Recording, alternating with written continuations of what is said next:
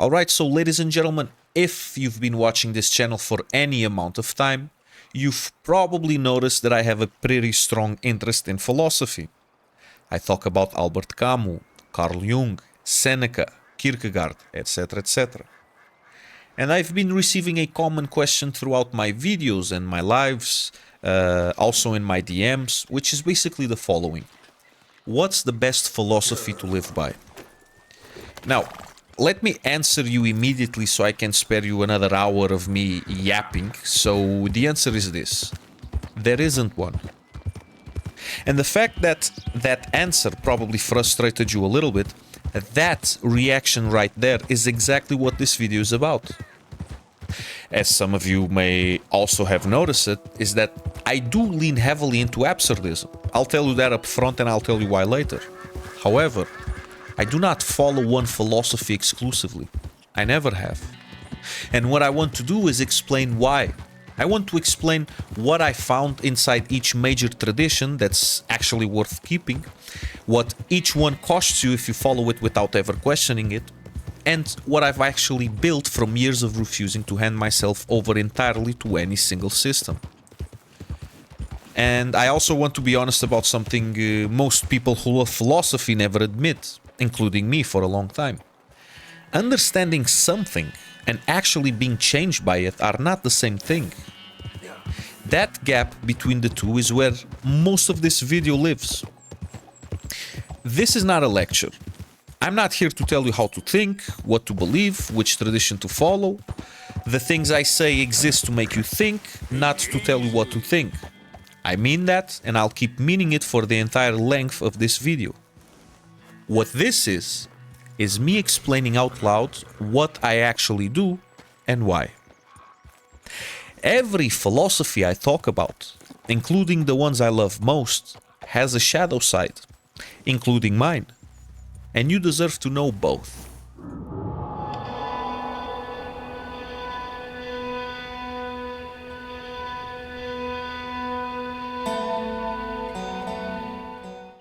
There's a lot of people I want to describe before we get into anything else. Some people found something, a philosophy, a religion, a political ideology, a psychological school, and it gave them genuine relief. The kind you feel when you've been carrying something heavy for a long time and someone finally shows you where to put it down. And that relief became identity, and that identity became armor. And over time, the armor became so permanent, so thoroughly incorporated into how they moved through the world, that they forgot it was armor at all. They thought it was them. You've met this person. You might be this person at different points in your life. I've absolutely been this person. The Stoic who treats acceptance as an all-purpose answer without ever asking what deserves to be accepted.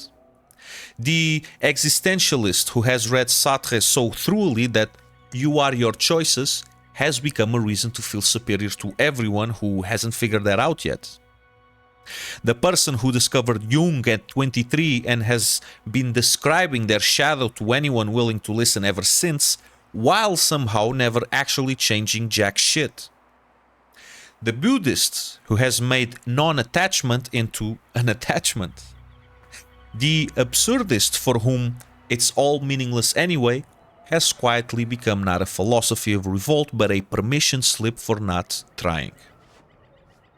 Now, what all of them share besides their beliefs is the decision underneath the beliefs, conscious or not, to stop. To close the file and say, I figured this part out. It belongs to me now, and if you challenge it, you're challenging me. And listen, I genuinely understand why. I mean, the world is overwhelming. It has questions that are enormous and most of us are already exhausted before we even start asking them. So, finding a framework that makes the chaos legible is just purely survival. The problem isn't finding something to hold on to. The problem is when the thing you're holding starts holding you back and you can't tell the difference anymore because you've been gripping it for so long, your hands have forgotten what open feels like. That's the antagonist in all of this. It's not philosophy, it's not religion, not psychology or politics, rigidity. The point where a living relationship with truth hardens into a monument you defend instead of a question you keep asking. And before anyone says, isn't this just relativism? Isn't picking and choosing from everything just taking whatever is comfortable and calling it wisdom? Nope. There's a meaningful difference between choosing what's comfortable and keeping what survives genuine pressure. What holds up when your life actually tests it. Comfort and truth are not the same standard, and I've never been interested in comfort. I'm interested in what works when things get tough. That's the only criteria I've ever applied to any of this.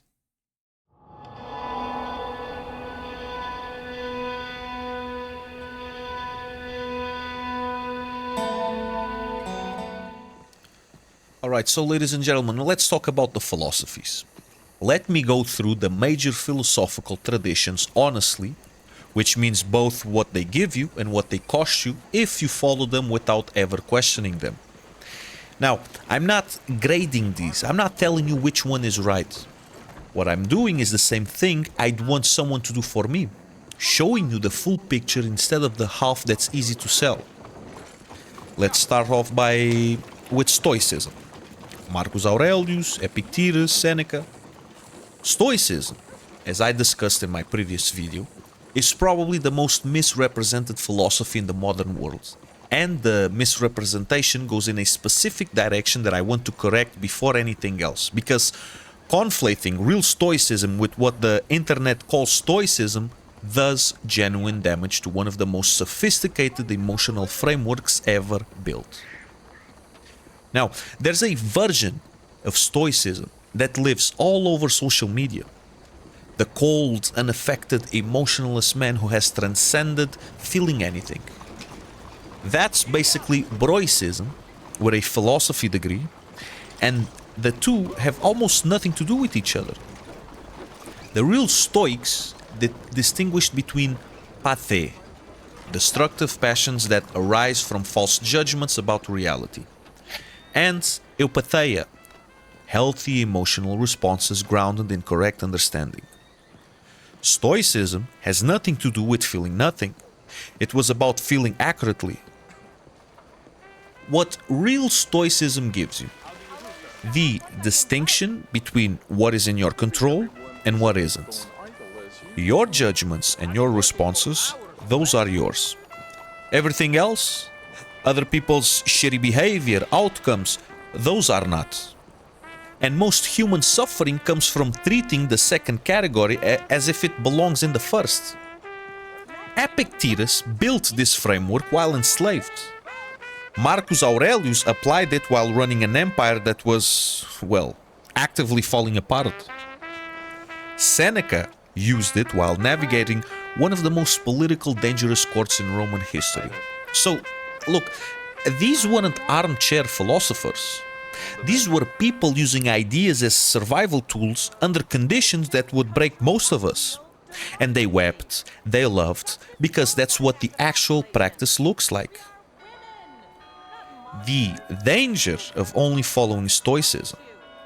A person who takes the real philosophy too far can become so committed to focusing on their interior world, so practiced at accepting what they cannot control, that acceptance becomes indistinguishable from passivity. They're psychologically stable and completely inert in the face of things that should be fought. They've made peace with things that don't deserve peace, and they've dressed it up in the language of virtue. That's the real shadow.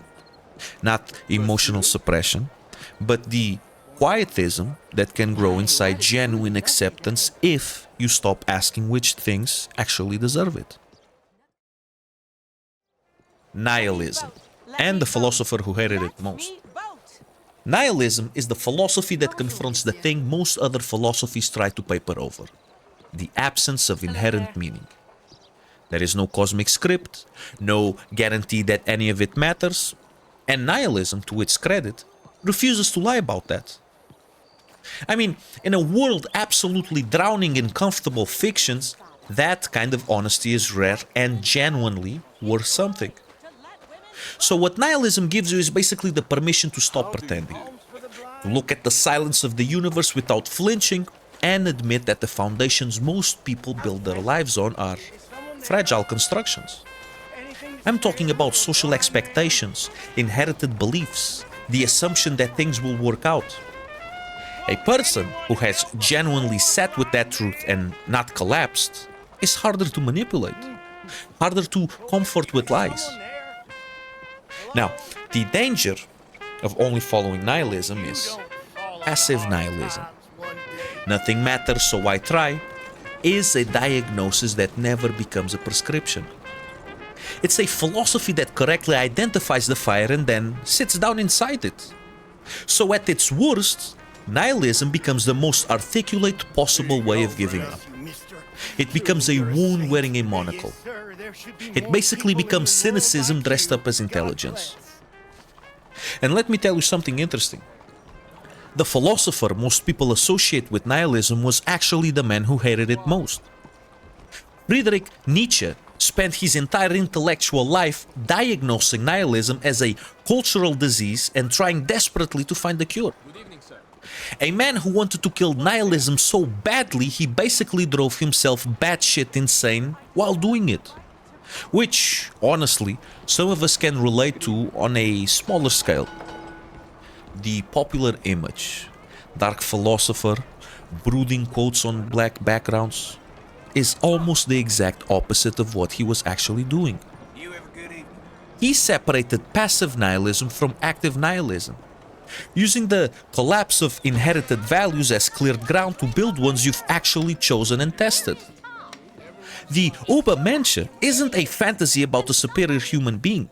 It's his answer to the question of who you become after you stop inheriting your beliefs and start earning them. Who told you what your values are, and did you ever actually agree to them? That's the question he was really asking, and most people never ask it. Now, the danger of taking Nietzsche too far is the distance between create your own values beyond conventional morality and I am above accountability is way shorter than it looks. A person who's absorbed Nietzsche without also absorbing his humility can become someone who has turned philosophy into a justification for being a spectacular, massive asshole. History has given us extensive documentation of what happens when the Übermensch concept gets stripped from its context and handed to people looking for permission. And look, that's not entirely his fault, but it's a real outcome of his work that belongs in any honest accounting of it. Existentialism. Jean-Paul Sartre, Simone de Beauvoir. Existentialism is the philosophy of radical ownership. The position that you are entirely responsible for who you become, that no external authority, circumstance, or history can relieve you of that responsibility. And that pretending otherwise is what Sartre called bad faith. De Beauvoir extended this into the social world with a precision Sartre himself often missed, asking not just whether you are free in the abstract, but what freedom actually looks like when the conditions of your life have been shaped by forces that preceded you. Bad faith, and pardon my French, but it's mauvaise foi, this is one of the most confrontational and useful ideas I've encountered. It's when you lie to yourself about your own freedom. It's the person who says, I can't do that, it's just not who I am, when the honest version is, I've decided not to, and I'd rather pretend the decision was made for me. Every time you blame your circumstances entirely and every time you hide behind your history as if it's your destiny rather than your starting point, some version of Sartre is standing in the corner of the room looking at you disappointed. Existence precedes essence. You are not born with a fixed nature. You define yourself through what you choose. You cannot escape that responsibility. And even handing that responsibility to someone else is itself a choice you own. And yes, that's brutal, but it's also correct. The danger of only following existentialism. Radical freedom without any counterweight produces what Sartre himself called anguish. The terror of being entirely responsible for who you become with no external guarantee that any of it means anything. Now, some people actually find that clarifying. A lot of people find it paralyzing. And the person who has taken Sartre too far usually looks like this. They are intellectually ruthless about their own freedom, while holding everyone around them to an impossible standard of authenticity. And they've quietly forgotten that freedom doesn't exist in identical quantities for everyone, regardless of the circumstances they were born into. They've mistaken a philosophical truth for a complete description of reality. Absurdism. Albert Camus and the man who lived the thesis. Absurdism is the philosophy I lean most heavily. So I want to be more careful here than anywhere else on this list, because the things you love are exactly the things you need to examine most honestly. Let's start off by saying what absurdism gives you. Permission to keep going without a guarantee. The absurd is the collision between your need for meaning and the universe's complete silence on the matter. You ask for answers, for some cosmic confirmation that any of this is worth it, and reality says nothing back. Nihilism responds to that silence by collapsing. Absurdism says revolt. Show up anyway. Create meaning knowing it's temporary and unguaranteed. Keep building knowing nothing lasts, not because that's rational, but because the alternative is a kind of surrender that doesn't actually solve shit. One must imagine Sisyphus happy. That's Camus. And to me, it's one of the most psychologically resilient statements in the history of philosophy. It doesn't promise the boulder gets lighter. It says the act of pushing matters regardless of the outcome. And to me, that's the only honest form of courage I've ever found a convincing argument for. Now, there's a man who took everything absurdism understood about suffering and tested it in conditions no philosophical framework was designed to survive.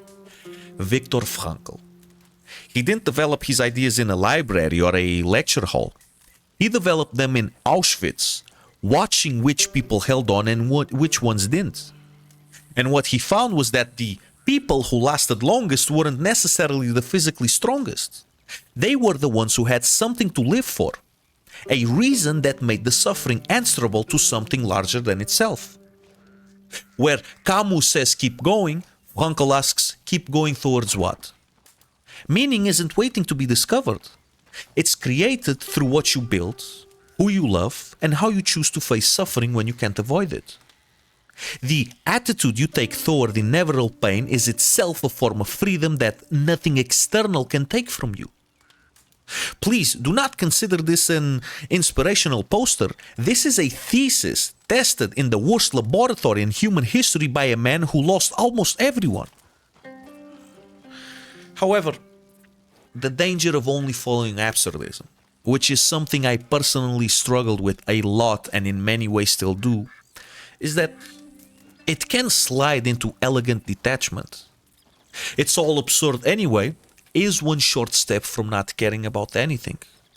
And believe me, that step is easier to take than you think, especially in dark periods where detachment feels like wisdom but is actually just numbness in a turtleneck.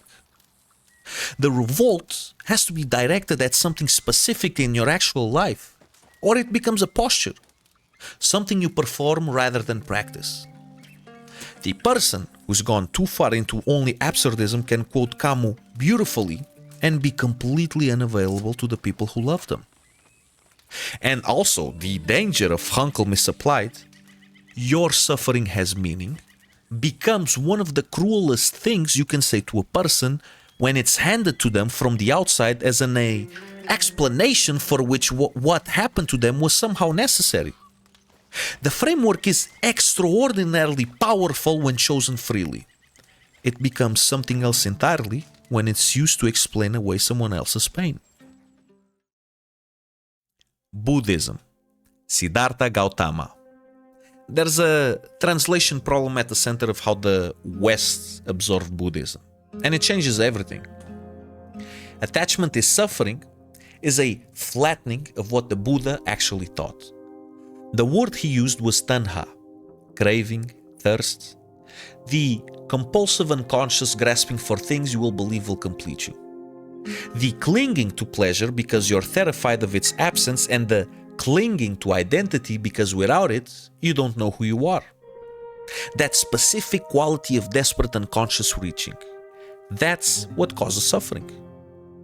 But alongside tanha, there's shanda, wholesome aspiration, intentional desire, which we can translate as the wanting that comes from clarity rather than fear. The desire to grow, to love well. That's not targeted by the teaching, that's encouraged. The distinction is not desire as such, but the quality of consciousness inside it. Whether you want something because it genuinely matters to you, or because something desperate inside you hasn't found a better strategy yet. So what Buddhism gives you is the ability to ask not just what you want, but what kind of wanting this is. Those are completely different questions with completely different answers, and learning to tell them apart changes how you move through almost everything. The danger of only following Buddhism, the Western popular version, which flattens tanha into desire generally, can produce a kind of spiritual quietism where wanting anything becomes suspect. The person who's gone too far into this usually looks serene from the outside and is quietly checking out from the inside. They've turned non-attachment into non-engagement. A life that has systematically eliminated hunger isn't peace. It's something quieter and sadder than that. And calling it enlightenment doesn't change what it actually is. So, 5 philosophies, 5 tools, and none of them are wrong. Every single one contains something true. The question was never which one is correct. The question is which ones survive when you hold them up against your actual life, your actual dark periods, and which ones stop being useful the moment you follow them without asking questions. No single tradition passes that test on every question. That's the whole point.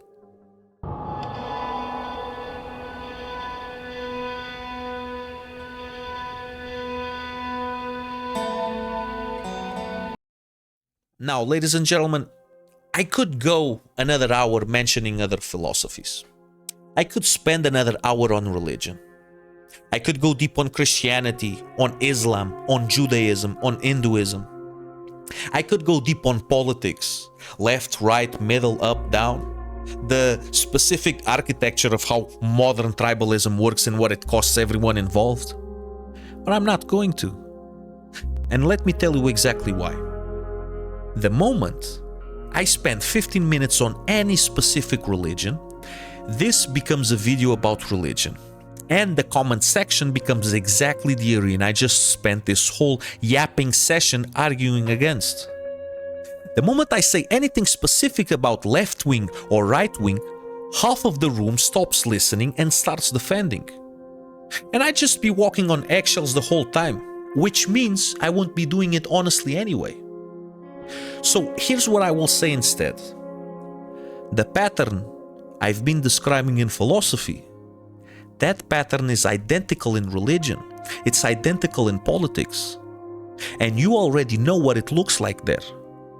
You either lived it, or you've watched someone you love live it, or maybe you've been the person others watched live it. I don't need to walk you through it. The point lands without me going there. However, what I will say is this. Every major religion, at its best, before the institution got its hands on the message and before power moved in and redecorated, contains something psychologically real. A framework for community, a language for grief and grace, and the experience of something larger than yourself. The instinct underneath religion is not stupidity. It's one of the most ancient and persistent things about being human. And dismissing it entirely because you've dismissed the institution might be one of the quieter losses the modern world has accepted without fully realizing what it gave up. And in politics, well, in politics, the fear underneath every major political position on every side is pointing at something real. None of it is irrational at its heart. And the system that profits from you never finding that out is running perfectly. Now, let's go somewhere more personal.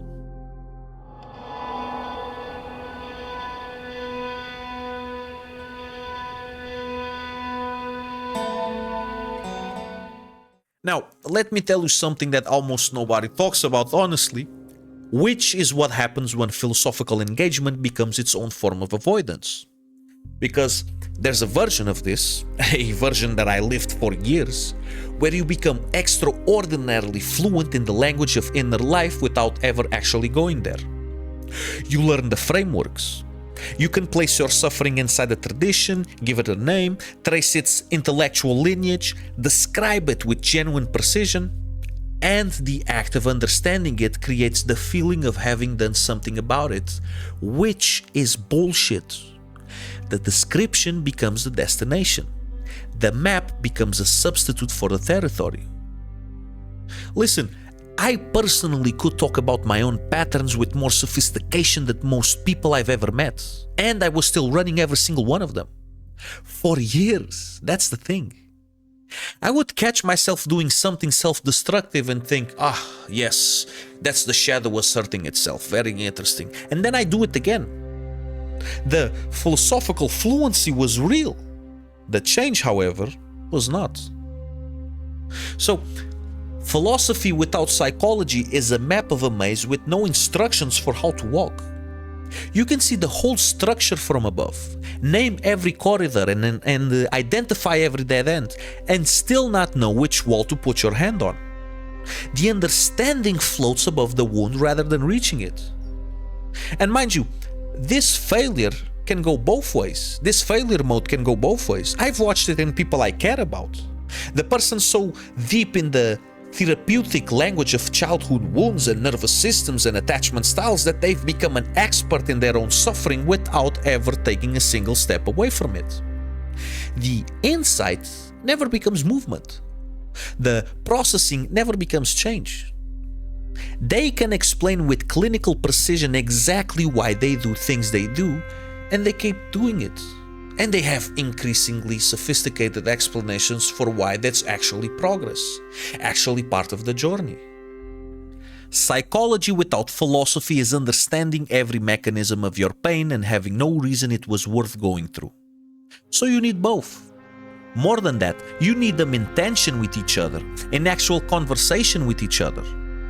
Philosophy gives you the orientation, the reason to do the work, the framework that makes the suffering answerable to something. Psychology gives you the actual tools for going into the basement, finding what's down there and doing something about it that isn't just naming it. The places where they fail each other are worth knowing. Philosophy fails psychology when it becomes a language for describing your interior life that lets you stay at a comfortable altitude above it. When absurdism becomes a reason not to feel things fully because it's all absurd anyway. When Stoicism becomes a reason not to examine what you're actually feeling because you've already decided that what you're feeling isn't the point. When any philosophical frame, no matter how accurate, gets used as a ceiling instead of a ladder. Psychology fails philosophy when it produces endless self-knowledge that goes nowhere. When the process of understanding replaces the process of becoming. When you're so committed to processing your experience that you forget to actually have one. Both of those failures are real. Both of them are seductive in specific ways depending on what you're trying to avoid. And the only thing I found that actually works is keeping both in play, using one to check the other, and being brutally honest about which one you're reaching for when things get tough and why. Let me tell you about Rainer Maria Rilke. He was an Austrian poet. He wrote something in a letter to a young poet that I thought was a cliché, but after you actually understand it, it's quite beautiful. He wrote, "Have patience with everything unresolved in your heart, and try to love the questions themselves." So forget the answers. He was talking about the questions. The not knowing that most people spend their entire lives trying to escape into a system.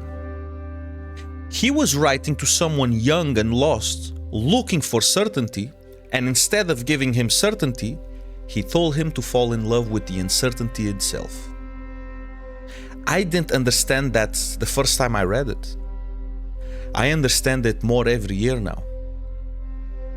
And the person who taught me the most about sitting where I didn't know about myself wasn't even a poet. It was Carl Jung. Jung sits right on the border between philosophy and psychology in a way that makes him the perfect example of what I'm talking about. His entire project was built around one central idea: that the parts of yourself you've buried, they don't disappear. They go underground. He called this the shadow. And from underground, they steer. They show you in patterns you repeat without understanding why, in relationships that keep breaking in the same place no matter how different the person seems. The people you most fiercely judge in others are usually carrying something you've refused to look at in yourself. Not always, of course, but often enough to be worth the discomfort of checking. The goal he called individuation, not becoming good, but becoming whole. Integrating the parts you've been at war with rather than continuing to pretend they don't exist. That's the work. Not therapy necessarily, not performance, just the unglamorous, ongoing process of going into the basement and actually looking at what's down there.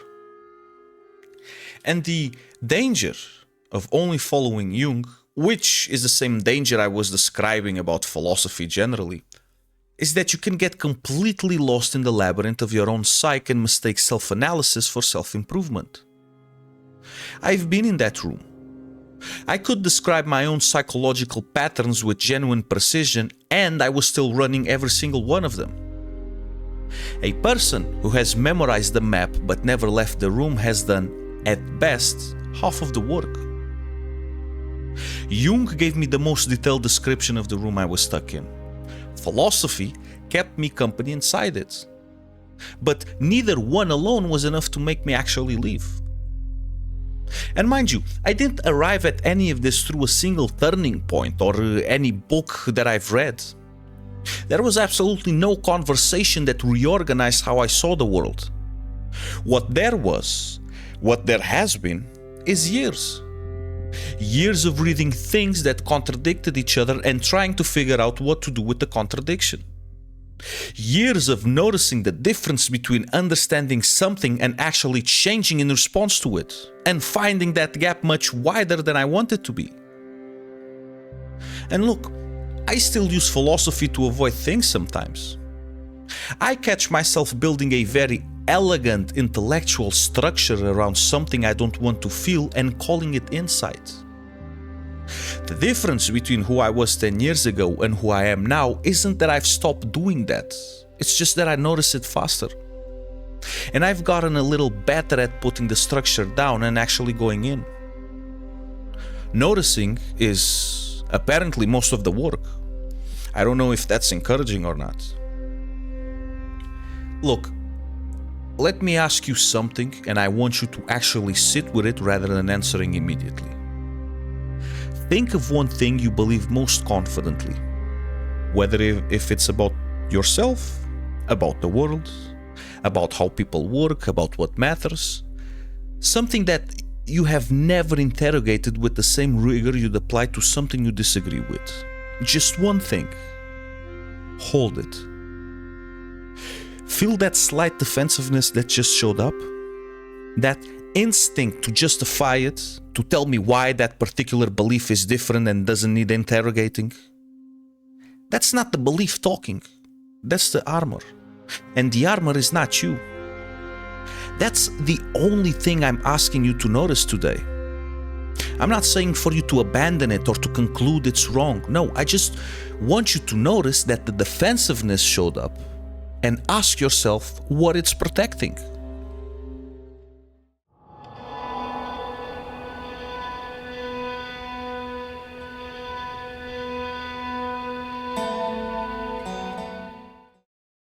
Now, coming back to the question from the beginning of this video.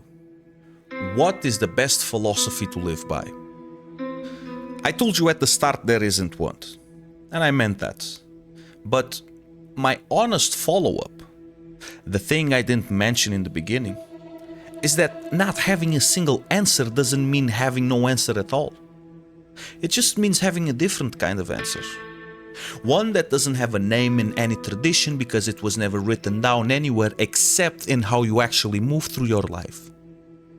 So let me tell you what I follow, what I've actually built and operate from. It doesn't have a name, but since I apparently need to call it something, and since the whole point of this is that I can't be taken too seriously, let's just call it the Chupumballs framework. Look, I know. Somewhere in the philosophical tradition, Aristotle is having a crisis he doesn't understand yet. Nietzsche is retroactively angrier about everything. I'm sorry to all of them, and I'm not sorry enough to change it. Because the name is a joke, and the joke has a specific purpose. It stops this from being a monument. Because the moment any personal framework hardens into doctrine, the moment I start treating how I operate as what you should adopt, I've become exactly what I spent this entire video describing. Now, I told you at the start that I lean heavily into absurdism. That's true, and I want to say why, because it's not arbitrary. Absurdism is a framework I return to most because it's the only one I found that doesn't ask me to pretend the silence isn't there. The universe doesn't answer back. The search for cosmic meaning comes up empty. And rather than collapsing into that, or papering over it with a system that promises what it can't deliver, absurdism says yes, and keep going anyway. So that's my home base. But a home base is not a prison, and what I've built around it draws from everything else on this list. Look, here's what it actually looks like in practice. This is not in theory, but in specific situations, because abstract descriptions of frameworks are nearly useless without them. When someone at work is making my life genuinely difficult and I can't control their behavior, that's where I reach for the Stoic distinction. And this has nothing to do with not feeling anything about it, but more like I'm separating what's actually mine to act on from what I'm wasting energy on. The question isn't how do I feel about this person? The question is what in this situation actually belongs to me. Ladies and gentlemen, that clarity is the whole gift, believe me. I use it every time I catch myself burning through energy on something that was never in my hands to begin with. Alright, so another example. When I catch myself saying, oh, I can't do that, and something underneath knows I mean I won't. That's Sartre's bad faith alarm going off. Sometimes I act on it immediately, sometimes I don't, but I've stopped lying to myself about which one it is. And that distinction, as small as it sounds, changes something fundamental about how you carry your own choices. When I'm in a genuinely dark period, and I'm not talking about a bad week, I'm talking about a seriously dark period, that's when Viktor Frankl becomes more useful to me than Albert Camus. Because Camus tells you to keep going, which is true and important, but keep going needs somewhere to point. Frankl asks, what is this period asking of you? What is being built in this that you won't understand until it's over? Of course, this question doesn't make dark periods lighter, but it makes them answerable to something. And that's the difference between suffering that feels random and suffering you can actually move through. When I've been gripping a self-concept too tightly, when I've been performing a version of myself for long enough that I started to believe the performance is the person, that's when I reach for the Buddhist question, but applied inwards. Not what kind of wanting is this, but who is the one doing the wanting? The reminder that the story of being a fixed, definable self is a construction, not a prison sentence. That I'm allowed to be different from who I was last year without that meaning I was lying then or lying now. When I notice that I keep having the same reaction to a certain kind of person, when someone reliably produces a response in me that I can't fully justify with reason, that's Jung's shadow work being relevant. Something in what they're doing is reflecting something in me I haven't been willing to look at directly. Not always, like I said before, but consistently enough that I've learned to treat that kind of reaction as information rather than just a feeling. When I'm building something, let's use this channel for example, anything I'm trying to make or become, and the absence of any cosmic guarantee starts to feel like a reason not to bother, that's when Camus is the spine. The revolt is the point. The building matters regardless of whether the universe is watching or not. This might be a very philosophical take when someone asks me for advice regarding content creation or whatever it might be, but this is the only honest reason I've ever found to create anything. When I'm chasing something and I can't quite tell whether I want it because it genuinely matters or because something in me is running from something else, that's the Buddhist question at its fullest. Not what do I want, but what kind of wanting this is. Like I said, those are completely different questions with completely different answers. And learning to tell them apart changes how you move through almost everything. And of course, underneath all of it, the Jungian imperative. Not to be good, but to be whole. To keep going into the basement rather than decorating the entrance. To keep asking what's down there even when I'd rather not know, because what I don't know about myself will make the decisions for me anyway. And I'd rather be the one driving. From religion, and I'm not going deep into specific traditions here, I take the gravity of ritual. The discipline of recognizing that you are not the center of the universe. The understanding that community is not optional for most human beings. That a person alone with only their own thoughts eventually starts making arguments to no one and calling it wisdom. And the language of grace. The idea that I can come back from things. That the worst version of a moment doesn't have to be the permanent version of a person. From the political space, I take one thing, and only one. The obligation to hold two fears simultaneously instead of choosing one and dismissing the other as stupidity or evil. To treat difference as evidence of different experiences rather than different levels of intelligence or morality.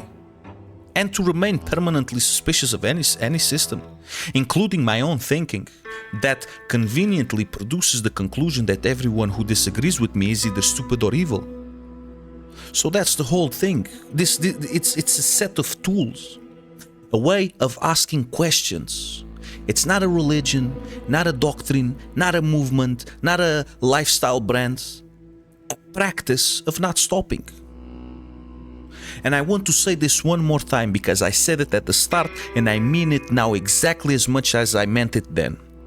This is what I do, not what you should do, what I do. Built from what has actually held up in my specific, unrepeatable experience of being alive. Your version, if you build one, will look different. It should look different. The moment it looks exactly like mine, something has gone wrong.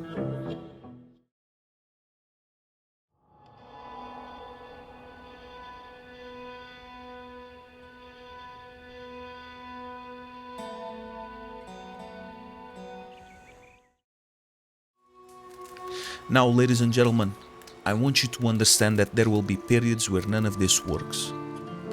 where the Stoic distinction doesn't help, where the Absurdist revolt feels hollow, where the shadow work has no bottom and no light, where the framework you've spent years carefully building doesn't hold the weight of what you're actually carrying. You have to understand that those periods exist. I've been in them. Most people who are being honest with you have been in them too. So I will continue saying this as many times as I can. The framework isn't a cure. It's a diagnostic tool. It's a practice. And practices fail sometimes. They stop being enough for the specific weight you're carrying right now. So when that happens, it doesn't mean that you built the wrong thing. It means you're in something that requires more than ideas. And the honest thing to do is say that and find it. Whether if it's another person, in a professional, or in something that has nothing to do with philosophy or psychology at all. So I'm not the answer. Nothing I've said in this video is the answer. The answer is something you build yourself, over time, under pressure, out of everything that has actually held up in your own specific, unrepeatable experience of being alive. Not what I held up in mine. Not what held up in Camus or Jung's or anyone else's. Yours. Built from the things that were true when everything else fell away. And I want to say this one last time, because I meant it at the start and I mean it now. I have not spent the last however many minutes telling you how to think. I've been showing you how I think, what I use, what I've kept, what I've thrown out, and why. What you do with any of it is entirely yours. The most dangerous thing about rigidity isn't that it makes you wrong. That's not even the biggest problem. Being wrong is recoverable. Being wrong and correcting it is literally how you learn anything worth knowing. For me, in my opinion, the most dangerous thing is that it makes you unavailable. It makes you unavailable to new information and to different experiences. It makes you unavailable to the person standing in front of you who has lived something you haven't and might have something to show you if you'd stop defending long enough to look. Every wall you build to protect what you believe also keeps out everything that might improve it. I'm not asking you to abandon your faith or your politics or your philosophy or your psychological framework. Roots are good. They're what let you survive hard seasons.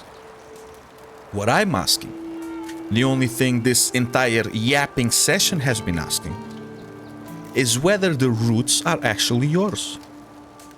Whether you grew them or whether you found yourself standing in someone else's garden one day, got comfortable in the shade, and forgot to ask whose trees these are. That question might not have a comfortable answer. I mean, it didn't for me. But the uncomfortable answers are the only ones that change anything. The comfortable ones just confirm what you already decided before you asked. That's it.